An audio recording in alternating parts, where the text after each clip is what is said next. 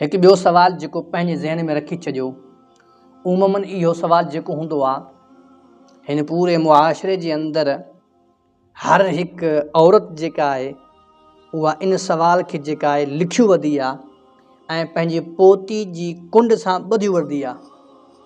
बाबा सवाल छा आहे? सवाल इहो आहे त हर माण्हू चवंदो आहे त औरत 7 क़ुर बराबरि आहे। इहो सवाल पंहिंजे ज़हन में रखी छॾियो। वरी मां तव्हांखे सवाल दोहरायां थो, चवंदा नी औरत जेका आहे उहा 7 क़ुर बराबरि आहे। यानी औरत जो मक़ाम उहा हिकु क़ुर पाक न, बल्कि उन क़ुर पाक जहिड़ा 7 ॿिया क़ुर पाक, हिकु औरत होॾो 7 क़ुर पाक, माना हिकु औरत जो मक़ाम 7 क़ुर मजीद जे मक़ाम जेतिरो आहे। अस्तग़फिरुल्लाह, नक़ल कुफ़र, कुफ़र न बाशद। इहो जुमिलो, इहा सोच, इहे अल्फाज़ कुफ़र, यानी इंसान काफ़िर थी वञे थो।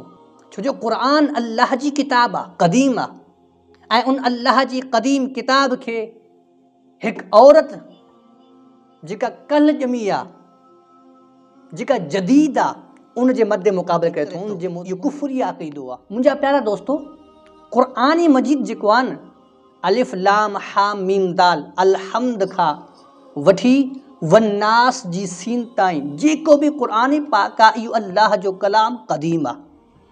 जीअं अल्लाह हर हिकु मख़लूक खां अफ़ज़ल आहे, आला आहे, मथे आहे, ख़ुदा आहे, माबूद आहे, ईअं अल्लाह जो कलाम जेको आहे उहो बि हर हिकु शइ खां अफ़ज़ल आला आहे। इवन के मुंहिंजे नबी पाक जी जेका ज़ात बबरकात आहे उहा सभिनी मख़लूकनि खां अफ़ज़ल आहे। मख़लूक जो लफ़्ज़ मां चवां थो, नबी पाक तमामु मख़लूक खां अफ़ज़ल आहिनि। अल्लाह त ख़ालिक आहे, अल्लाह मख़लूक में न आहे। मुंहिंजा नबी तमामु मख़लूक खां अफ़ज़ल आहिनि।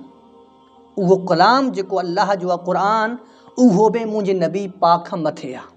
क़ुरान उहो बि मुंहिंजे नबी पाक खां मथे आहे। लेकिन अगरि ॻाल्हि चओ था क़ुरान पाक जे सफ़े जी या वर्क जी, ठीकु आहे, या लिखाई जी, इहा लिखाई, इहा वर्क, इहे सभु मख़लूक आहिनि, इन खां बि नबी पाक अफ़ज़ल आहिनि। लेकिन जेको कलाम आहे न, कलाम, इहो कलाम अल्लाह जो आहे, उहो कलाम मुंहिंजे नबी पाक खां अफ़ज़ल आहे।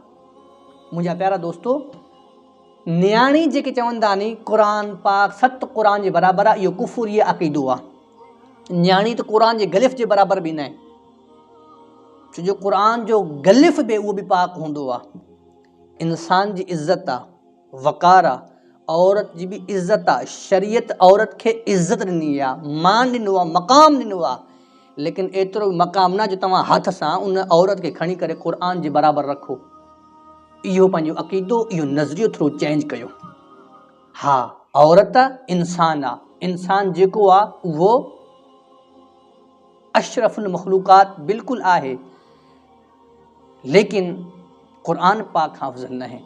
अल्लाह ताला जी बारगाह में दुआ आहे, अल्लाह ताला तव्हांजी ऐं मुंहिंजी हाज़िरी क़बूल फ़रमाए।